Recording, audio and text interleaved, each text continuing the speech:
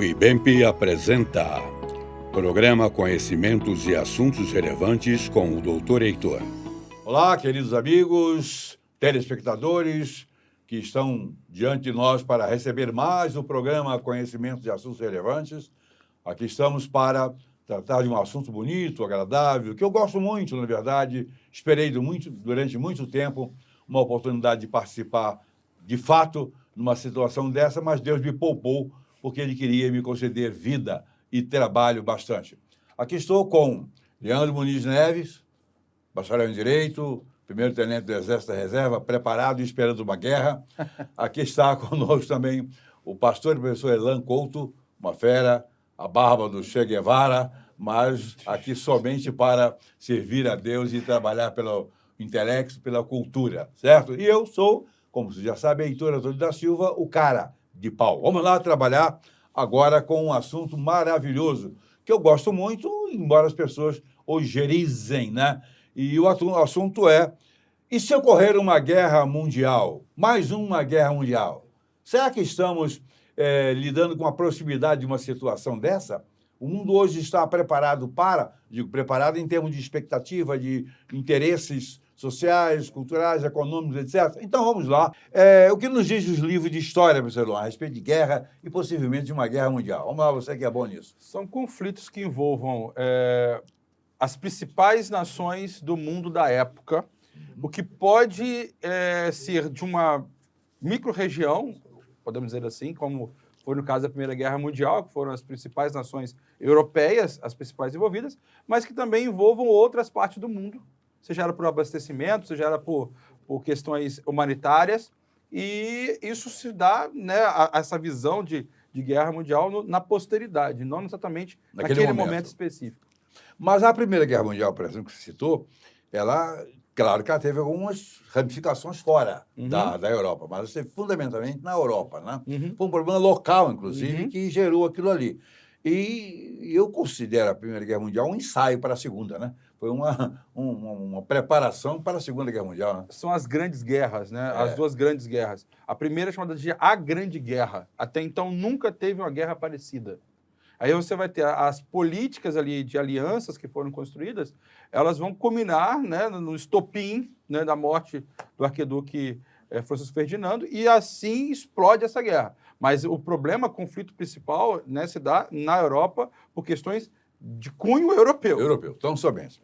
Bem, não existe um número fixo para que se possa considerar uma guerra mundial, né? Mas tem que globalizar um pouco, tem que gerar um conteúdo maior, certo, Ana? Porque vamos dar um exemplo. A Primeira Guerra Mundial, o Brasil participa da guerra enviando navio de socorro, por exemplo, humanitário ligado à enfermagem. Certo? Então, participa, mas não vai diretamente num conflito como aconteceu na Segunda Guerra Mundial. Daí você vai ter, por exemplo, os americanos entrando, mas de uma maneira muito indireta. O Japão entrando também não com tanta ênfase como aconteceu, por exemplo, com a Alemanha, com a Áustria-Hungria, com a Inglaterra, com a França. Então, ou seja, as questões ligadas também ao norte da África. Então, você vai ter toda essa possibilidade de participação de outras regiões nesse conflito que surge e estoura dentro da própria Europa. Agora, não existe uma organização, agora com o nosso querido Leandro Muniz Neves, uma organização que defina o que é uma guerra mundial ou não, né? Não, o que se define de fato uma guerra mundial, como o professor Elan falou, é justamente essa questão da repercussão dos resultados de um conflito armado entre nações que têm aí uma economia forte, que tem relevância dentro do cenário mundial. Quando essas nações elas entram em conflito, qualquer que seja o motivo desse conflito, isso acaba gerando pode gerar uma guerra mundial. Agora, não existe nada que se defina com critérios bem específicos o que é ou que deixa de ser uma guerra mundial ou uma organização que cuide de taxar esse conflito armado como uma guerra mundial. É justamente pelos resultados que são ocasionados por conflitos armados por nações no mundo que, dependendo desses resultados, a gente pode entender que houve uma guerra mundial ou não. E como a gente já falou aqui no início, hoje a gente tem uma concepção de que houveram duas grandes guerras, embora algumas pessoas julguem também o período de Guerra Fria entre Estados Unidos e Rússia como tendo sido uma guerra. Mas, historicamente falando, o que se estuda dentro do campo universitário é que a gente vivenciou até hoje 2 grandes guerras, a Primeira e a Segunda Guerra Mundial. A organização mundial que se tem hoje, a ONU, que na verdade seria uma que poderia definir isso aí, ela surgiu depois da Segunda Guerra Mundial. Antes era a Liga das Nações. Antes era Liga das Nações. Liga das Nações, que tinha pouquíssima força. São as maiores nações. E hoje, inclusive, a ONU também não tem tanta força, até porque não consegue coibir nada, né? Ela não consegue coibir nada, consegue fazer pactos em cima, mas não exerce nenhuma função de fato. Ela não consegue, porque quantas guerras já têm acontecido depois da ONU e ela não conseguiu fazer nada. É um organismo político e mediador, né? Tenta fazer mediação e tenta fazer ali com que as alianças existentes entre os tratados de paz e as alianças existentes entre esses países, elas sejam cumpridas ou, na medida em que são descumpridas em algum termo, que se faça a mediação para que haja ali um entendimento em razão desse descumprimento. Mas todas as não tem decisões que força. ela tenta tomar lá tem um poder de veto de determinadas ações, ou seja, dos donos do mundo, né? Tem um poder de veto que também não deixa a coisa fluir como deveria, se é que deveria fluir de uma maneira diferente, certo? Esse poder de veto, o que você acha dele? Olha, se você tivesse realmente poder de veto de uma maneira muito real, algumas guerras que acabou de citar aqui poderiam ter sido evitadas. É óbvio que esse poder de veto são para algumas grandes nações. A Rússia, Exatamente. Estados Unidos, Exatamente. Então, Israel. eu posso vetar o quê? Se o conflito está acontecendo, está estourando, um exemplo agora clássico, né, entre Israel e o Hamas, vetar o quê ali? São conflitos regionais ali graves. A Rússia e a Ucrânia são guerras que estão estourando agora. que eu acho até pior, com um risco muito maior, potencial, eu penso assim. Exatamente. Os vetos são realmente aquelas grandes nações que principalmente fazem guerra. Sim. Não faz guerra. Agora, quantas guerras? Na história nós tivemos aí muitas guerras. E guerras regionais muito sérias, que poderiam talvez ser classificadas como mundiais também, levando em consideração a quantidade de nações que estavam ali em conflito. Você vai ter, por exemplo, 1904 entre Rússia e Japão. Pois é. Você vai ter a Guerra da Crimeia, que vai acontecer lá em 1854 a 56. A Guerra de Secessão Americana, a Guerra de Independência, isso a gente às vezes não nem cita, mas você vai ter um grupo enorme de colônias na América promovendo guerra de independência. Inclusive o Brasil tem uma guerra de independência que a academia às vezes nem cita, que foi entre 1824 a 1826. Acontecem batalhas importantes no Brasil. Então, ou seja, você vai ter a Guerra da Coreia, a Guerra do Vietnã, são guerras importantes. No Afeganistão, mais recente, mas também teve uma guerra na Guerra Fria. Naquele período também teve uma guerra, um embate no Afeganistão ali, de poderio ideológico. Sim. Então, ou seja, foram várias guerras. No entanto, temos 2 grandes guerras. A Primeira e a Segunda Guerra Mundial, século XX. Elas reuniram um poder de fogo muito maior, uma quantidade de nações cooperando com certos eixos, certo? Perdão, mas se citar uma, que já citou antes, a Guerra Fria. A Guerra Fria, ela mobiliza o mundo todo. Não, inclusive, a gente teve um entrave na Guerra Fria que poderia ter ocasionado uma terceira guerra mundial, Sim. que foi aquela situação da crise dos mísseis, Em Cuba. em Cuba, em que a União Soviética colocou uma base ali, E você começou a construir esqueceram uma da base ali em Cuba. guerra que eu mais apreciei foi a Guerra da Lagosta. Você sabe da Guerra da Lagosta? Não lembra? Não ouviram falar da Guerra da Lagosta? Essa não. Não, então vocês estão... Eu convido 2 cientistas que estão desinformados contra a Guerra da Lagosta. É o seguinte, não existia acordo com a França para a pescaria no litoral brasileiro e eles estavam pescando lagosta em área proibida. E a França insistiu, mandaram o porta-aviões de Minas Gerais. Chegou o porta de Minas Gerais, foi para lá. Eu não sei o que ele foi fazer lá. Ele ficou fungiado lá, que poderia ser afundado, seria até melhor. Ele deu muita despesa. Mas houve a Guerra da Lagosta. O telespectador mais velho, ou pelo menos com a etariedade parecida com a minha, pode estar se lembrando da Guerra da Lagosta, que não morreu ninguém, as únicas vítimas foram lá, coitadas da lagosta, no litoral lá de Belém, ali em cima, por ali. Bem, mas foi uma guerra. Está lá na história. Foi um conflito, né? Um conflito, né? Por causa da lagosta. Bem, então nós tivemos, de fato, 2 grandes guerras, embora tenhamos tido, nesse contexto todo, algumas guerras significativas. Né? A Guerra do Vietnã foi um horror.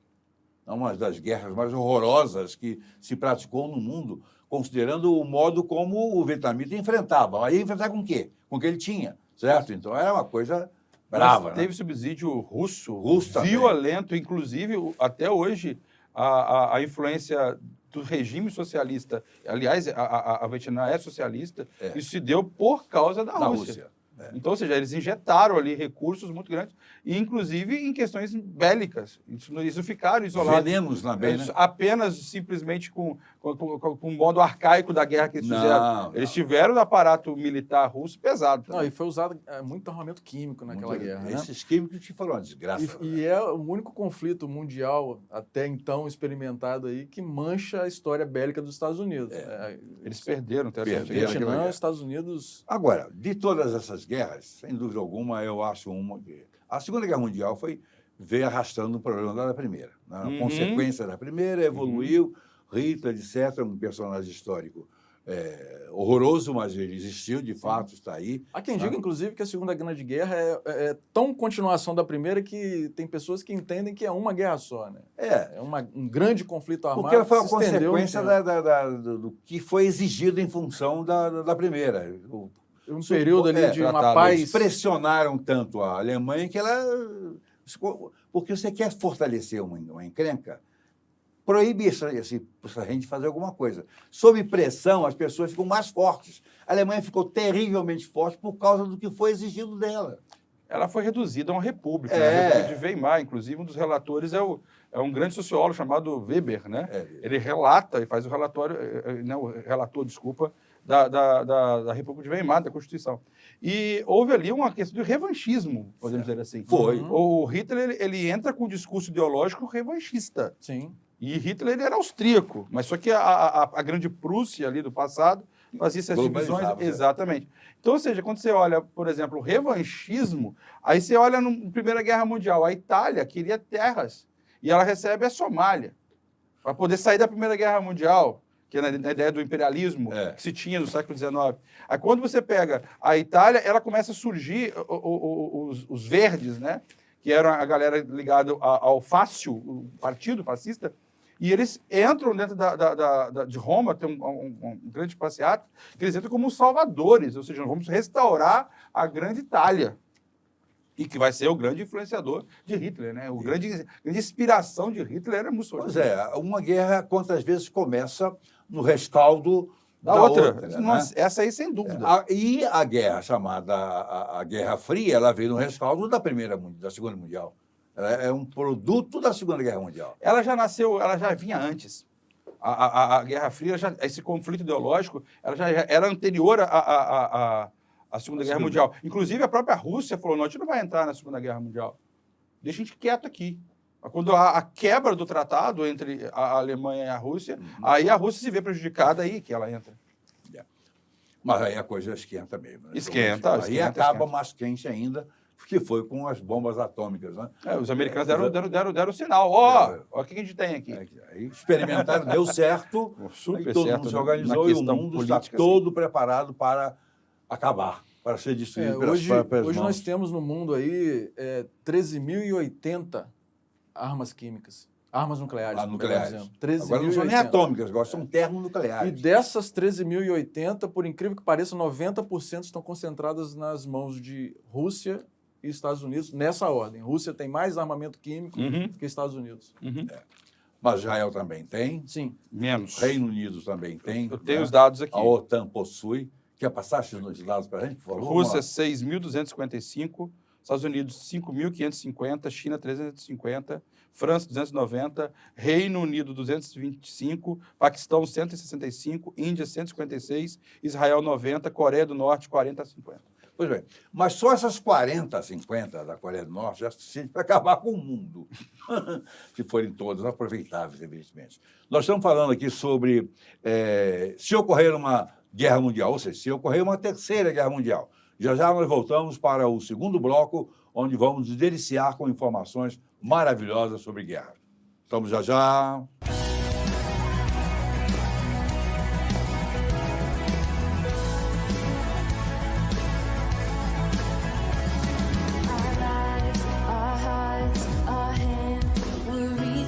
To to see you move again. We can hardly wait. Come flood this place. We're ready now. It's all about to change. Let your kingdom come. Let your will be done. Let your fire fall. Let your fire fall. Open the heavens. Pour your spirit out on us. Unleash your presence. Jesus, come alive in us. Open the heavens.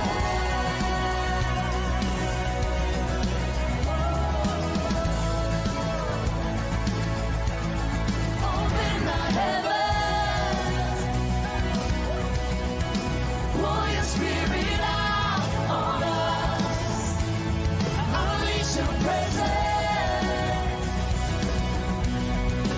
Jesus, come alive in us. Open the heavens. Let your kingdom come. Let your fire fall. Let your fire fall. Open the heavens. Let your will be done. Let your fire fall. Let your fire fall. Open. O IBEMP, Instituto Brasileiro Evangélico Memória Pastoral de Caráter Filantrópico, associou-se ao Banco Santander, que administra fundos financeiros, e criou um plano de investimentos com alta rentabilidade. Convidamos você para se associar e, assim, realizar os seus sonhos com segurança e tranquilidade. Venha para o IBEMP. Saiba mais em ibemp.com.br. Olá, voltamos agora com o segundo bloco sobre guerras. Vamos ver se surge uma nova guerra mundial. O mundo está precisando de uma nova guerra mundial, né? Para piorar um pouco, para depois melhorar. Porque se não piorar também, não tem nem como melhorar, certo? Então, muitas dúvidas a respeito de guerras aí. Que guerras, mesmo não tendo essa classificação nela, você que é o homem da história aqui, foram tão grandes, próximas nesse nível, diríamos até bem próximas do que seria uma guerra mundial. Agora há pouco você citou algumas. Quais seriam essas principais guerras do passado? Vou citar algumas. Guerras púnicas entre os cartagineses e os romanos no século III. Foram bonitas. Antes de Cristo. Por posse, né, do que depois chamaria-se Mare Nostrum para os romanos. Né? O romano domina... O nosso mar, os né? romanos dominam o mar Mediterrâneo, né, depois que eles dominam os cartagineses. Você vai ter as guerras napoleônicas, já é no século XVIII, né, final do XVIII, início do XIX. Né, você vai ter ali as guerras napoleônicas, que milhares, centenas de milhares morreram nessa guerra, e Napoleão domina a Europa toda, né, quando ele começa a entrar no território russo, que começa a ser a derrocada, né, de Napoleão. Você vai ter também a Guerra dos 100 Anos, principalmente entre os franceses e os ingleses. Que, na verdade, não durou 100 anos, durou mais um pouco. Durou mais um pouco, mas morreu muita gente. 118 anos, se não me engano. Por aí. Por causa de posse de terras, inclusive em áreas de influência econômica. Você vai ter a Guerra dos 30 Anos também, o que vai ser uma guerra que vai ocasionar até mesmo um problema grave dentro da própria França, porque o rei ele desgasta os cofres públicos, né, nessa guerra, né, principalmente na área do Caribe ali, por posse de terra também contra a Inglaterra, e ele vai ocasionar, inclusive, a reunião dos 3 estados que vai gerar a Revolução Francesa. Então, são coisas que vão ter problemas drásticos para o mundo todo. Você vai ter a Guerra Fria, que talvez dessas guerras citadas teria sido a maior delas, por causa da questão ideológica e da pressão e da quantidade de tempo que ela vai existir, né? Apesar de não ser tão mortal no formato clássico de embate de uma nação contra a outra. Potencialmente. Lembrando que estou falando de embate entre um país e outro, ou entre um grupo e outro. Se você for olhar, você não vai ter tantas mortes entre Rússia e Estados Unidos, porque os conflitos foram em áreas periféricas, mas não quer dizer que não tiveram mortes gigantescas a partir dos conflitos. Por exemplo, na Coreia do Norte, no Vietnã e em outras áreas do mundo. Agora, quando você citou agora há pouco a questão do que produziu, o que acabou desaguando na Revolução Francesa, eu quero abordar uma questão, Níger Elan, é que em todas as guerras, não vou dizer em todas as guerras, mas eu vou generalizar, há um resultado positivo, né? A Revolução Francesa, que foi uma consequência de guerra, na prática, foi um avanço cultural estupendo no mundo, né? Político, não foi não, Leandro? Porque é o seguinte, a Revolução Francesa ela é muito idolatrada para o campo histórico. No fundo, ali foi um grande golpe burguês né, do terceiro estado contra o vilão rei. Podemos dizer assim. Então, você vai ter ali a união dos girondinos, que é a galera da alta burguesia, os jacobinos, que eram da baixa burguesia, né, e tinha os camponeses também envolvidos. Você vai ter ali uma reunião dos três estados, a partir do rei Luís XVI, e a partir disso, então, eles começam a querer aumentar o imposto, principalmente por causa dessas guerras e do esgotamento dos cofres públicos. Então, vamos tirar isso de algum lugar. Aí nasce, já junto com, comissiona tudo, né, vai tudo despontar para a questão também ligada ao iluminismo, que tinha uma visão de liberté, igualdade e fraternité, junto com a questão econômica, junto com o interesse de dominação política e de maior ascensão política, ou seja, história. Há uma bomba ali, há uma bomba envolvida. Então, nesse caso, o mundo foi melhor depois da Revolução Francesa. Não acredito. Não foi isso. Não acredito nem um pouco nisso. Até porque eles destruíram um cerne, uma espinha dorsal importantíssimo, que é a monarquia, em nome de um capricho de poder. Até porque, quando acontece a Revolução, os pobres não assumem o poder. Quem assume são os mais ricos, os bancários, né, os banqueiros, os exportadores, né? Então, ou seja, não vai para a mão do povo. Não, mas não vai para a mão do povo, mas gerou um sistema de governo, que no caso, que é o parlamentarismo, praticamente nasceu ali, de fato ali, quase de fato. Como nós conhecemos foi ali, que é a melhor forma de parlamentarismo que eu conheço seria o francês atual, diríamos assim. Porque a monarquia não tem, o Reino Unido, por exemplo, mantém a coroa, etc., mas ela também não é tão dispendiosa como se fala, não. Mas, de qualquer maneira, a França gerou um novo modelo de parlamentarismo. Mas a Revolução Francesa trouxe muito do iluminismo, trouxe uma influência muito grande que já vinha brotando da Itália também. O iluminismo foi muito mais forte na Itália que na França, né? O iluminismo no sentido cultural, diríamos assim, tá? Cultural. Mas a verdade é que essas guerras todas têm alguma produção interessante. A Revolução Francesa trouxe coisas muito usadas hoje no mundo inteiro. Agora, a questão de poder, é que o povo assumiu nunca, não aconteceu nunca praticamente. E quando você vê o povo assumindo o poder, na verdade não é bem o povo, são alguns caras infiltrados no povo que assumem o poder. Né? Na Rússia, por exemplo, eles implantaram o comunismo lá. Era uma coisa de baixo para cima, certo? E o de baixo se deu bem alguma vez na vida lá? Eu acho que nem de baixo, porque quem liderava são os intelectuais, né? Os professores intelectuais. Não era o povo era apenas a massa de manobra. Pois é, essa massa de manobra sempre foi usada. Né? As guerras, em todo o tempo, elas trouxeram desenvolvimentos, né? Desenvolvimentos no campo político, algumas vezes decorrentes da guerra, ou outras vezes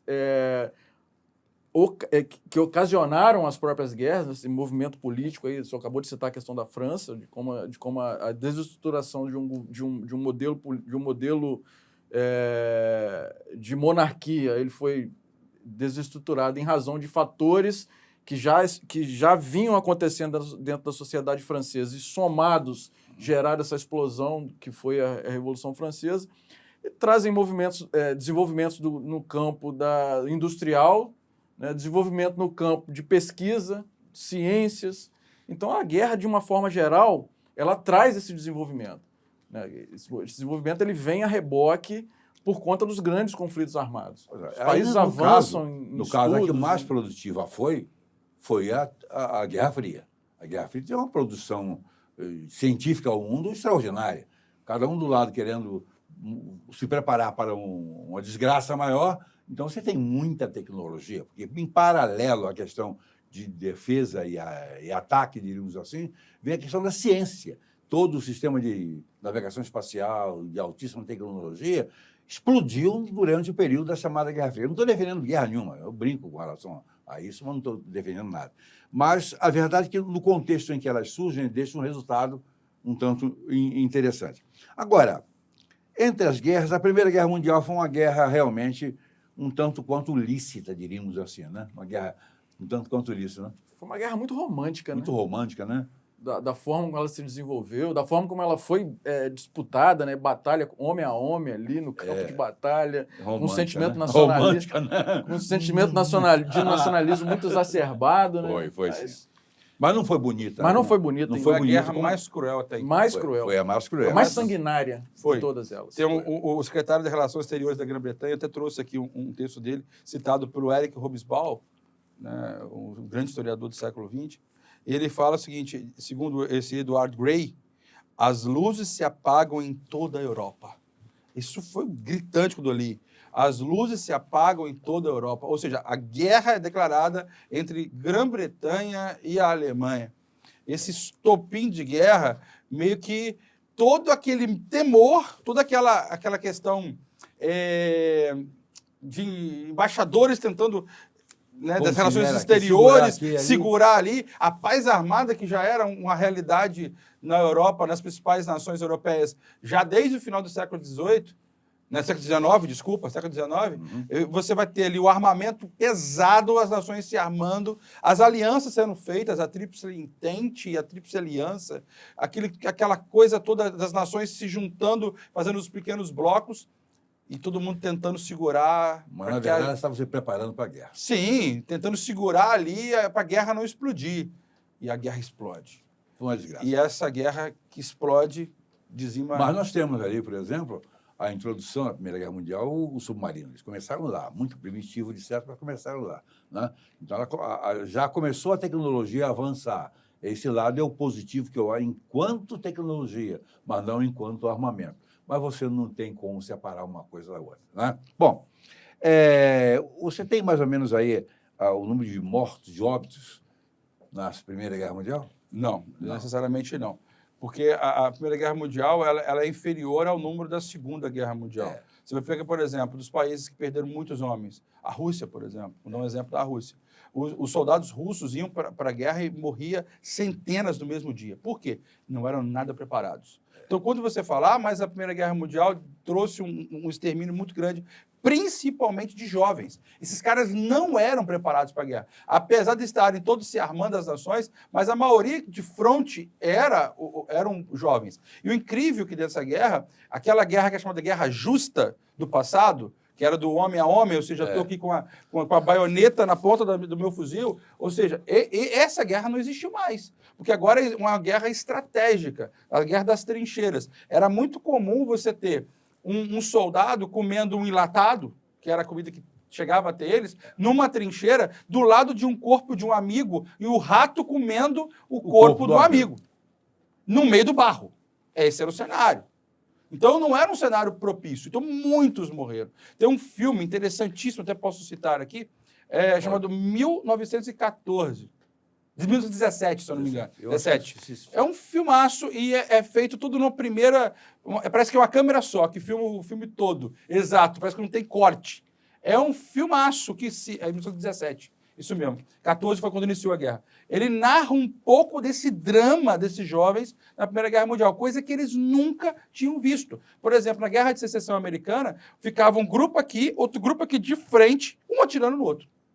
Você sabia, você olhava no olho do seu inimigo. Na Primeira Guerra Mundial, você não sabia onde estava o seu inimigo, porque era tudo estratégia.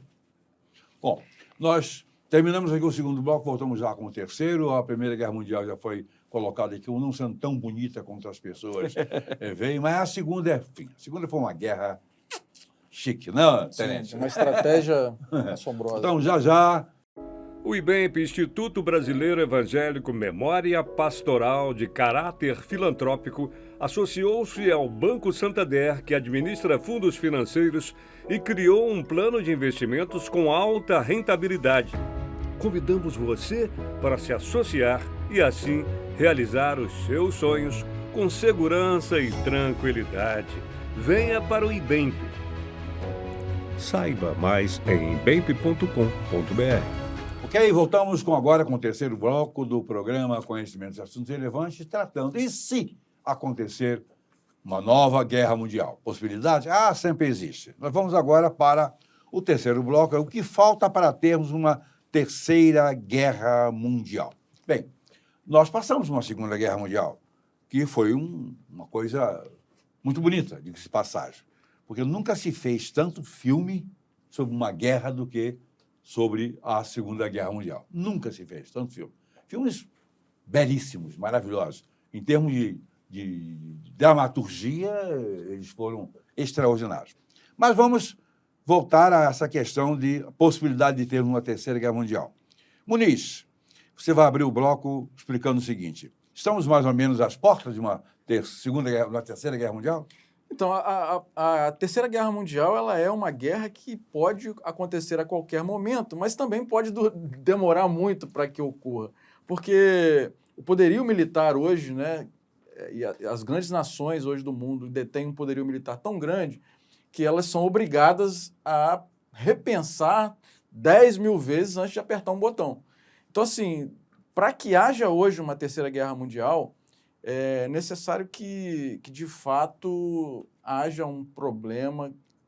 Alguém bêbado sentando no botão, assim, né?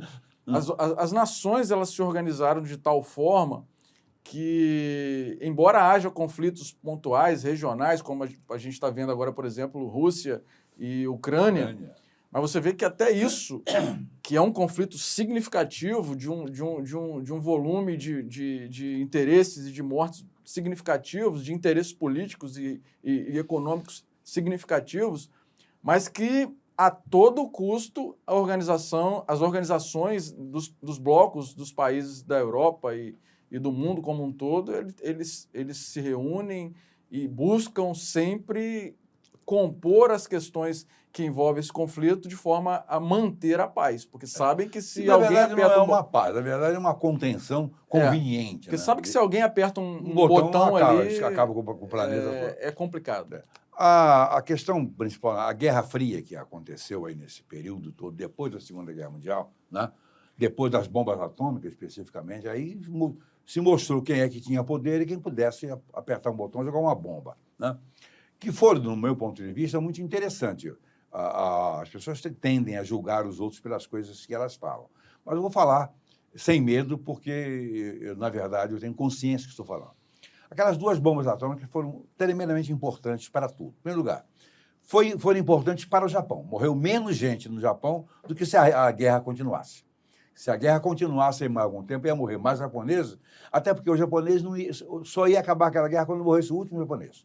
Que eles iam segurar aquilo ali, lutando, porque eles acreditavam naquilo. Eles tinham um princípio de fidelidade àquilo ali que ia ser até o final. Não ia ser fácil ganhar do Japão, homem por homem ou guerra por guerra, no contexto geral. Então, aquelas duas cidades que foram destroçadas, toda aquela desgraça, não estou contestando isso, foi mesmo e está acabado. Mas, para o Japão, foi tremendamente importante, porque como resultado daquilo, o investimento que os Estados Unidos fez lá no Japão, em 6 anos, 10 anos, ela explodiu economicamente, culturalmente, e hoje é uma das potências do mundo nesse terreno. Então, aquilo acabou com a guerra de fato e de direito, acabou com a guerra, mas deixou uma tremenda cicatriz no mundo, que foi a possibilidade atômica de explodir e acabar com a Terra.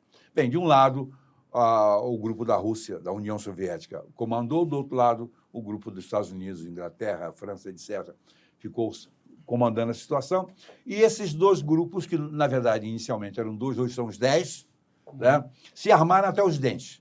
Então, a gente tem um potencial atômico no mundo que dá para destruir a Terra um monte de vezes. Né? Não sei quantas vezes, mas tem poder. Assim, 6 vezes. 6 vezes. 6 terras. O potencial atômico. Imagina hoje. Né? Potencial atômico enorme, que é produto de uma Guerra Fria. Mas a Guerra Fria e todo esse avanço também trouxe muita coisa boa para o mundo. Não tem como não esconder isso aí, né? Em termos de tecnologia, em termos de navegação espacial. Hoje se usa, o telefone que se usa hoje, tudo isso aí é produto daquela Guerra Fria. Isso eu acho bom, mas eu não estou justificando guerra nenhuma. Agora, eu tenho consciência que se eu estivesse no lugar de um daqueles líderes, eu fizesse a mesma coisa. Ou seja, mesmo ao credo que eu tenho, eu mandaria jogar as bombas atômicas, sem nenhum temor, esse camarada de sua leitura é maluco, mas eu faria. Porque era um contexto geral em que eu tomaria esse caminho ou aquele, qual o pior? Né? Qual o menos ruim? Então, vai-se para o menos ruim. Então, os principais polos de interesse que podem startar um conflito que acabe se tornando mundial. Elan, hoje. O que pode gerar esses geradores são vários. Você pode, por exemplo, ter a questão que continua sendo a mesma, né? Que essa foi basicamente para todas as outras guerras, que é a questão territorial. Um exemplo disso é a questão da Crimeia, lá na região, né, entre Rússia e Ucrânia. Você vai ter a região, por exemplo, entre Israel e a Estado da Palestina, outra questão do Paquistão, da Índia. Você vai ter regiões, micro-regiões, por exemplo, na América. Então, você vai ter, inclusive, por exemplo, agora entre Guiana e Venezuela. Então, essa parte territorial, isso não sai de cena. Isso continua acontecendo. E a China lá com aquela vizinhazinha ao lado. Né? Exato. Aí você vai ter a outra questão importantíssima, que é a energética. Você tem um corredor que passa entre Rússia até o resto da Europa para poder transportar o gás natural. Isso também, se a Rússia bloqueia, a Europa passa frio, morre de frio, na época do frio, para os aquecedores. Você vai ter a questão ideológica, que ela é perigosíssima, talvez dos principais, hoje, barris cheios de pólvora, está no campo ideológico. Pois é, mas, religioso. Religioso. Meu então. Deus. Hoje o mundo está patrulhando, visualizando uma guerra em torno de questões religiosas. Então, são N fatores que podem... A questão hídrica, né? A energética, já falei, que pode também incluir também o petróleo, que já teve outras guerras por isso. Então, são várias possibilidades de guerra. Mas o que eu queria que a gente pensasse um pouco mais, é a questão da ideologia. Eu acho que hoje, talvez, ela pode se resumir. Essa ideologia não só simplesmente política, mas também religiosa. Na Guerra Fria, você tinha dois parâmetros, você tinha dois polos. Você tem lá o capitalismo, você tem o socialismo. Hoje, por exemplo, você tem o progressismo, você tem o socialismo, você tem o capitalismo, você tem religiões, né, ideologias religiosas. Então, você tem a ideologia, ela migra para outros polos. Nós temos hoje, né, Muniz, mais motivos, né, para uma guerra do que tínhamos para a primeira e para a segunda. Sem Concorda comigo? Concordo plenamente. Mais motivos. Mas por que elas não explodem ou ela não explodiu ainda? Porque há contenções. Sim. Certo? Então, o mundo hoje não desfruta paz, desfruta de uma contenção. Segura-se ali para não acontecer isso, segura-se aqui para não acontecer aquilo, certo? Mas vocês acham mesmo que a gente vai conseguir segurar isso tudo sempre? A diplomacia, eu acho que hoje ela está tão gritante, tão necessária quanto era na Primeira Guerra Mundial, da paz armada, né?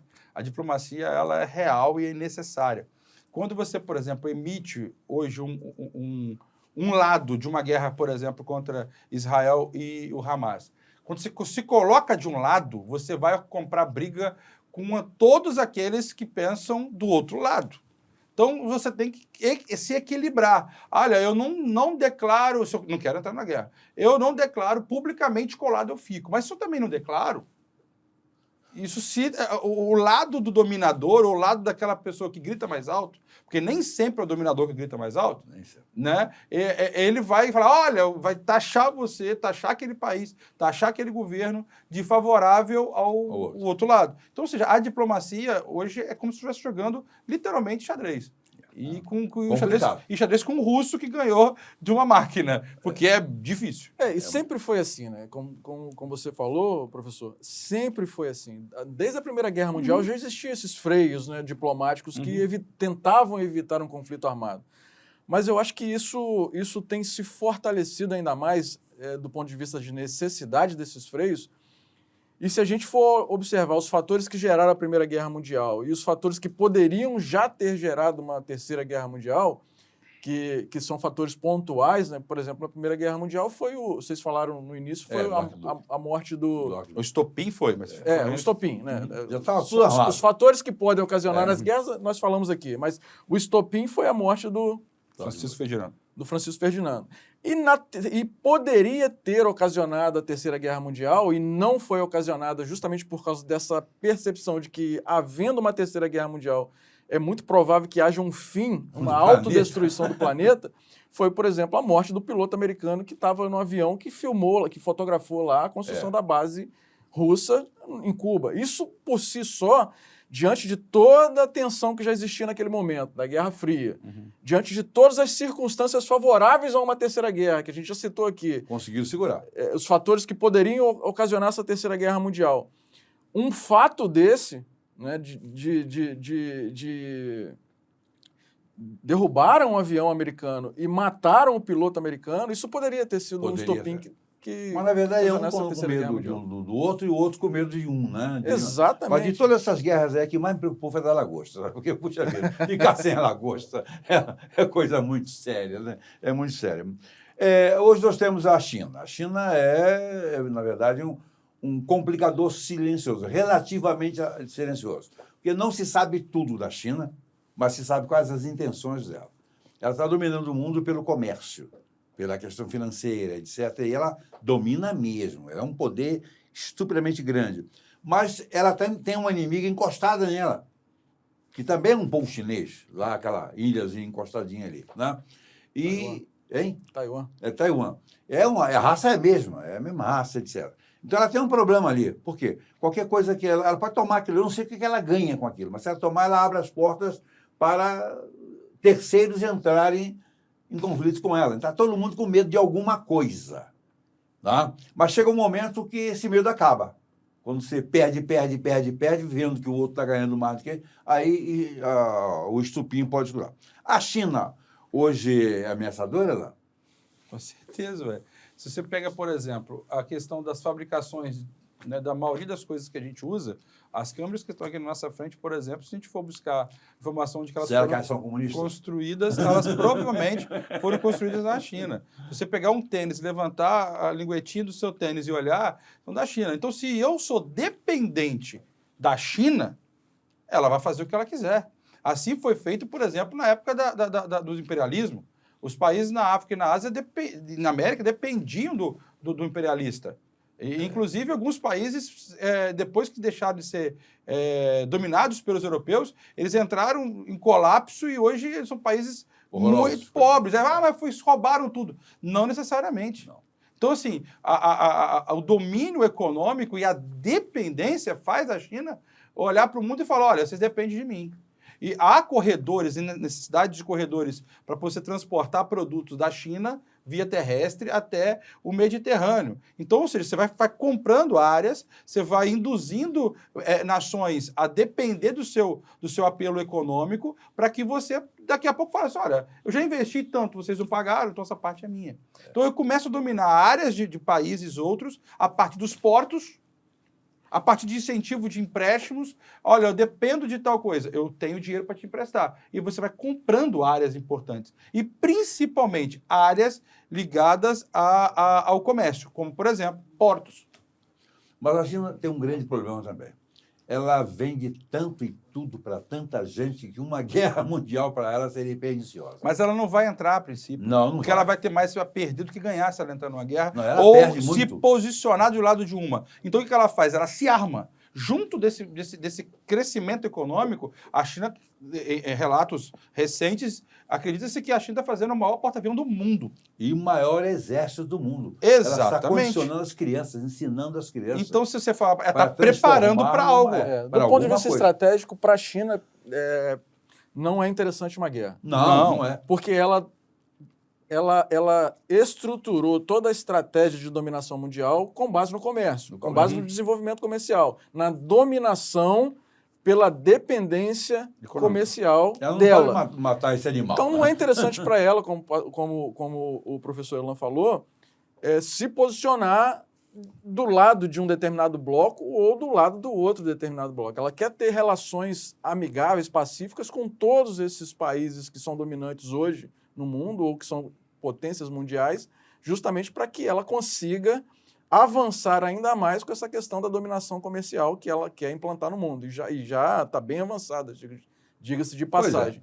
Mas um conflito armado prejudicaria isso? Prejudicaria. Isso é Então, um problema. para A ela, princípio. Mas nós temos, Pra ela, nós não- temos no mundo, além do problema de Rússia e a Ucrânia, que é um negócio meio esquisito, que é um cara meio maluco lá, mas tem um outro cara que é maluco inteiro, o cara da Coreia. O que você me diz disso? Começa da... Eu diria que ele é excêntrico. Ele é sempre, Ele né? é excêntrico. Ele causa confusão no mundo, ameaçando o mundo com as bombas que possui ou diz possuir. Até porque a gente não sabe o total poderio bélico deles, porque é um país totalmente fechado. Para qualquer ocidental chegar à Coreia do Norte, tem que passar pela China. Necessariamente tem que passar pela China dentro de questões turísticas especiais para te levar até a Coreia do Norte. Chegando à Coreia do Norte, é preciso que você fique com um guia da Coreia do Norte o tempo todo. Você não pode sair do hotel sozinho. Você tem que sair com um guia local. E eles te levam somente para ver aquilo que eles querem mostrar para o mundo. Então, a gente não sabe muito da Coreia do Norte. Então, assim, mas ele é excêntrico demais, para não dizer outra coisa. Mas nós não sabemos o que realmente ele tem. Ele mostra, a gente sabe o que ele quer mostrar. Então, Ameaça. ele joga uma bomba no mar do Japão, ele faz um teste com um foguete novo, isso para poder mostrar, olha, vocês não sabem o que eu tenho, mas eu vou deixar um fragmento para que você entenda com quem vocês estão mexendo. ele comunica um pacto armamentista, Exatamente. de apoio armamentista, com o desenvolvimento armamentista com a Rússia. Sim, com a Rússia, com a China, a são China. aliados políticos dele. Entendeu? Mas que ele é perigoso, Ele, não ele é ameaçador. E é aquela história, cachorro que não late não morde, mas algum cachorro falou isso para a gente? Nenhum cachorro disse isso para a gente. Então, é melhor você ir acreditando, porque eu Há não confio possibilidade. nele, não. É um potencial. Voltamos já com o quarto bloco para acabar esse programa, acabar com essa guerra que estamos quase começando aqui agora. Voltamos já. O IBEMP, Instituto Brasileiro Evangélico Memória Pastoral de Caráter Filantrópico, associou-se ao Banco Santander, que administra fundos financeiros, e criou um plano de investimentos com alta rentabilidade. Convidamos você para se associar e, assim, realizar os seus sonhos com segurança e tranquilidade. Venha para o IBEMP. Saiba mais em ibemp.com.br.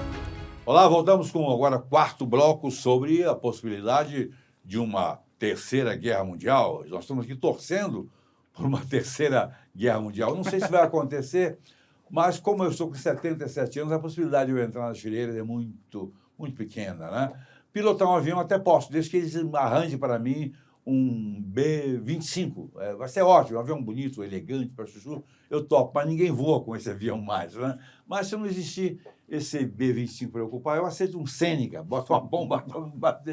Se eu puder decolar, já faço um estrago, né? 100 metros depois que eu decolar, eu jogo e fica mais leve, né? Então, especulando quanto uma terceira grande guerra. Voltemos aqui.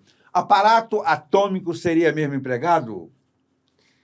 Você acha? Poderia ser, né? Poderia ser. E eu até acho que seria, sim.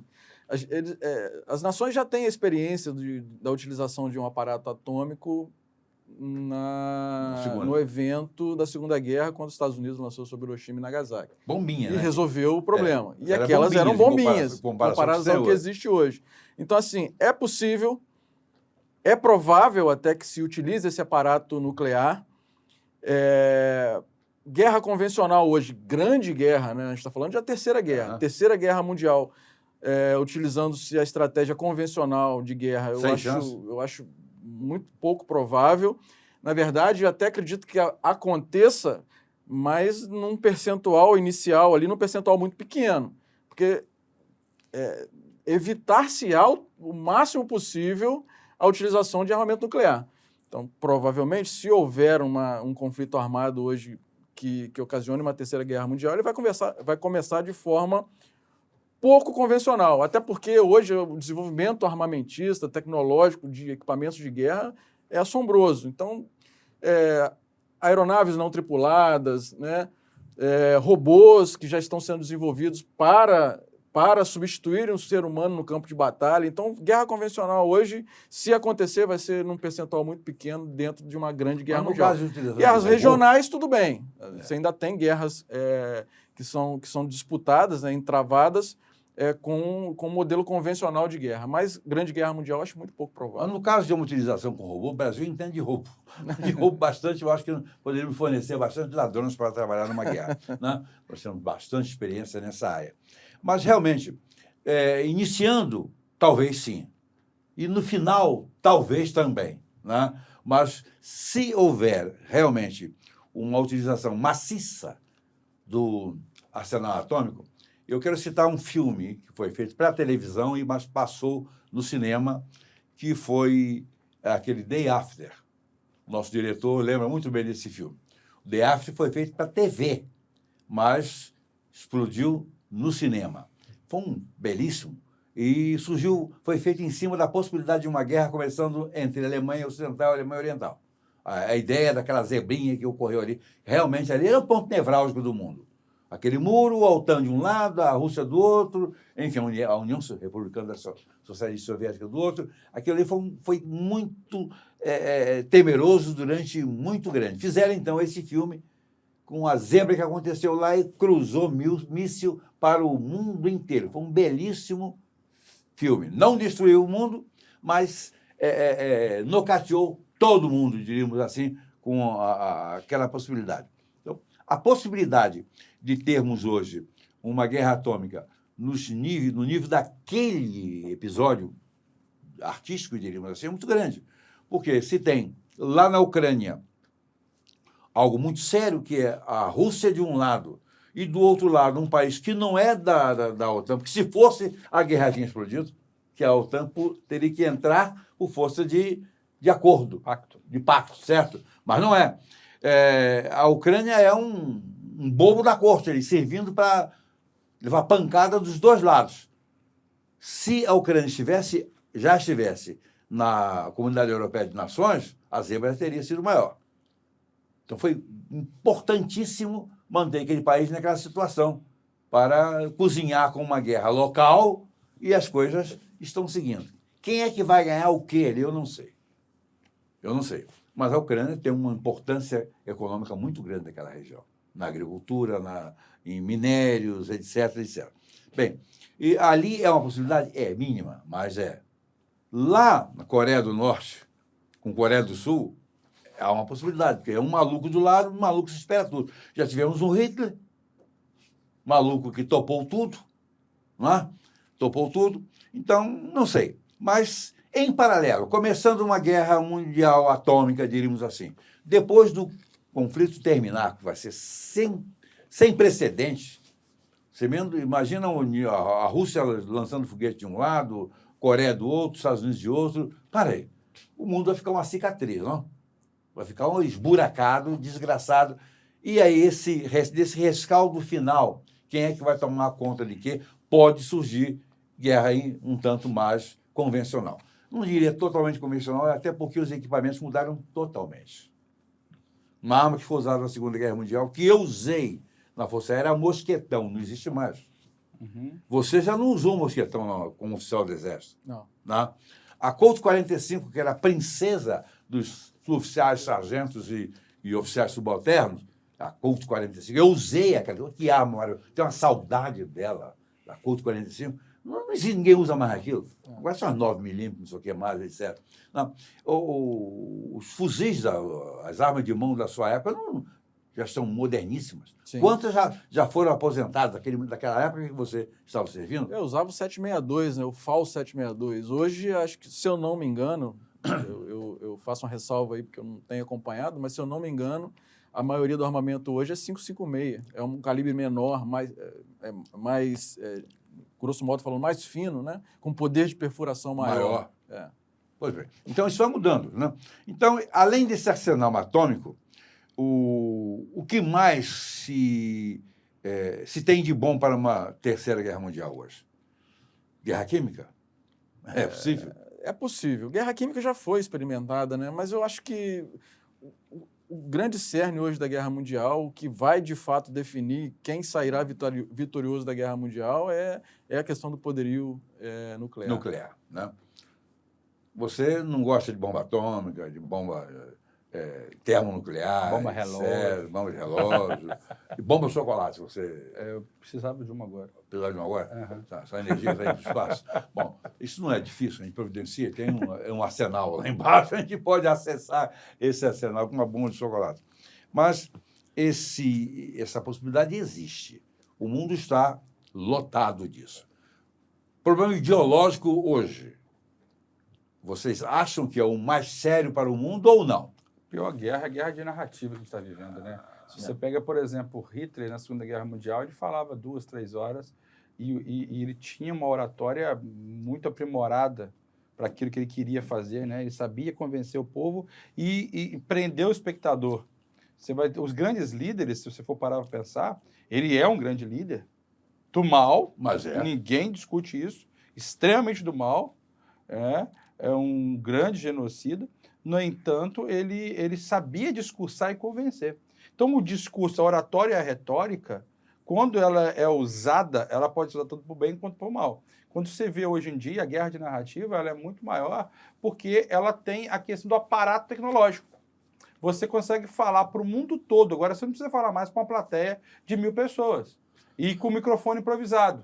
Sim. Ou no gogó apenas. Hoje você fala para um celular, né, que tem uma baita tecnologia, e o mundo todo pode ver seu discurso. Se isso for traduzido, você amplifica ainda mais o acesso a tudo. Então, as suas ideias elas podem ser transmitidas. Você vê, por exemplo, recentemente nós tivemos uma grande pandemia, e houve uma guerra de discurso bizarro, enorme. Isso, aquilo, como é que vamos enxergar?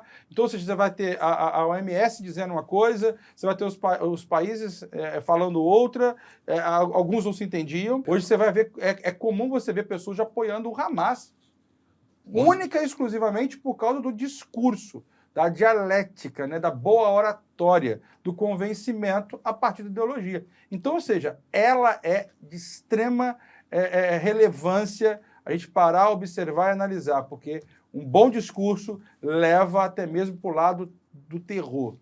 E apoiadores estão crescentes. Nós temos em cima hoje, disso. Elan e Leandro Muniz, nós temos hoje pessoas com essa capacidade de fazer um belo discurso nesse terreno, visíveis. Sim. Alguém poderia citar alguma coisa aí? Alguém particular? Heitor Antônio da Silva não serve, tá? Não serve.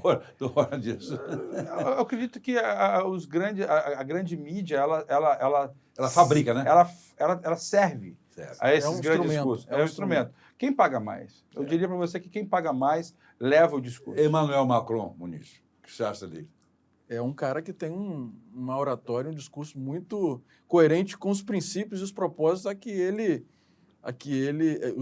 defende, né, que ele quer implantar. Mas Talvez seja um dos indivíduos com boa visibilidade, né? sim, ainda sim, no mundo, né? sim. O maluco lá da Coreia tem. Ele chega bem com Mas falar. o discurso dele é bom para o povo dele. Não é para o mundo. Não, Porque o que ele mostra para o mundo é totalmente oposto do que o mundo quer. do que o mundo quer. É. Entendeu? Mas o Macron não. O Macron chega com a coisa no nível certo. Mas o Macron está limitado à Constituição, né? Tá. Ele não Porque é um- ele não é um- ele não é executivo. Ele Ele não não é é um ditador, É. podemos Não é. dizer assim. O Reino Unido, por sua vez, não tem um grande nome hoje. Não. Acabaram, morreram. Não. Né? Morreram. Né? A Alemanha também, Tem a a Angela última Merkel, grande né? líder, morreu agora há pouco tempo. Né? Tem a Angela Merkel, mas ela não é. Não é. esse sistema. Estados Unidos, Não tem. página virada na história. É. Estamos mal, né? Mas ela tem uma fábrica, né? Chamada Hollywood. Né? Existe uma fábrica ali muito importante. Se você for parar e olhar, qualquer ato de cinema hoje, você vai ter a militância política envolvida. Aí você fala, mas raro você vai encontrar um filme ou outro que não tem uma militância ideológica envolvida. Raros são. Eu lembro quando eu era garoto, na década de 90, o vilão era aquele que fumava maconha. Hoje, o mocinho, para relaxar, para enfrentar o vilão, ele fuma maconha. Então, ou seja, os papéis se inverteram. Nós estamos no mundo hoje vivendo numa corda bamba. A verdade é essa. Politicamente, o mundo está fracionado, ideologias seríssimas, A ideologia, por exemplo, está comandado, ainda se pensa assim, dos Estados Unidos e União Soviética do lado da Rússia hoje, estão bem enfraquecidas, sim, mas temos a questão lá no Oriente, hoje com Israel e o Hamas, é algo sério que envolve o mundo todo. Nós temos simpatizantes no mundo todo, dos dois lados. Tá? E esses dois lados são ricos, são poderosos. Israel é muito mais poderoso do que, digamos assim, a facção árabe, mas a facção árabe, ou seja, Hamas, etc., é muito perigosa do ponto de vista da militância. São capazes de fazer quaisquer coisas. Por trás são duas religiões seríssimas. E o curioso, esse mundo todo está em torno de 3 religiões monoteístas. Judaísmo, cristianismo e islamismo. E o cristianismo hoje também é perigoso. Com o governo cristão global desse mundo, ele é também temerário. Não estou falando de denominação evangélica nem religião nenhuma, cada um chegue à conclusão que chegou, que possa chegar. Então, nós estamos num mundo perigoso, uma corda bamba, a qualquer momento pode acontecer alguma coisa, mas eu espero que, quando eu tiver saído daqui a uns 50 anos, então eu liberaria para que qualquer coisa, qualquer catástrofe possa acontecer. Muito obrigado por assistir mais esse programa. Muniz Neves, Leandro Muniz, Elan Couto, e outras vezes você estará aqui para trocar ideias e preparar uma guerra, quem sabe, né? Não. Você está disposto a chefiar uma guerra? Comandar um batalhão? Não, Nem ideológico? Não. E de conversa fiada, pode contar comigo, que eu estou para isso. Um abração a todos. Este programa foi um oferecimento do IBEMP, o instituto que oferece possibilidade de investimento compatível com as suas condições econômicas e para garantir um futuro melhor. Acesse agora mesmo ibemp.com.br.